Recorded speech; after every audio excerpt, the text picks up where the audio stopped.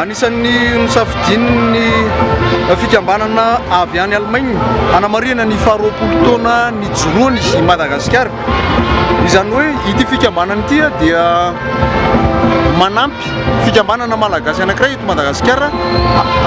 mba hiotra amina lafiny fiainana ankapobeny satria ireo ankizy sahirana matory an-dalana no raisin'ilay fikambanana anankiray izay vatsiny ity fikambanana avy any Allemagne ity eto indrindra ny tompona andraikitra misana izay fikambanana malagasy izay izy no talehan'ny ONG Manda Ramatoa Razanaky ny aina miarotsoa manamarika ny faharoapolo taona hoy izahay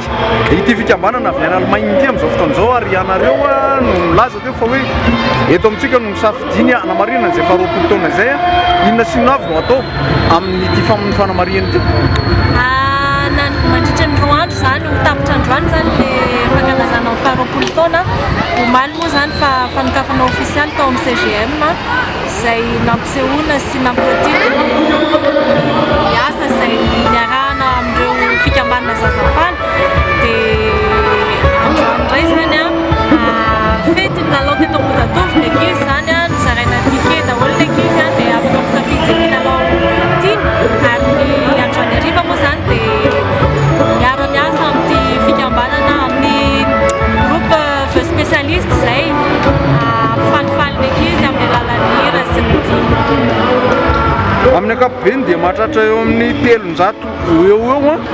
no raisin'ity ONG Manda ity raha miasa amin'ilay fikambanana zazafaly any Allemagne raha tsy diso zay le izy manahona moa zany tena inona ny ataonareo ho an'ireo ankizy ireo satria ireo ankizy ireo le hoe matory an-dalana matory an-tsena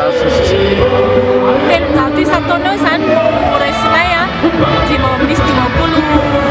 voaka dia misy 10 vaovao miditra fa raha ohatra le centre de jour fotsiny jerena eo amin'ny 520 sy 500 zany no ankizy efa nandalo teo nandritra n'izay fotoana nitsanganana izay dia ny zavatra atao zany dia eo amin'ny fanabeazana ny ankizy eo fahasalamana eo koa ny fanampiana ara-tsosialy ary fanampiana ara-toekarena ihany koa ny ray aman-dreny misy firy taona ka hatramin'ny firy taona moa zany le ho raisinareo dia mandritry ny firy taona izy no ao aminareo eo amin'ny efa taona ka hatramin'ny 20 taona ny ankizy raisinay ary mandritry ny 10 taona eo zany no iarahanay mikarakara amin'ny ankizy ireo ankizy tsirairay ao anatin'izao fanamarihana izao inona ny tokony ho fantatry ny malagasy ankapobeny amin'ny asa soa izay ataonareo ONG Manda tsika zany mila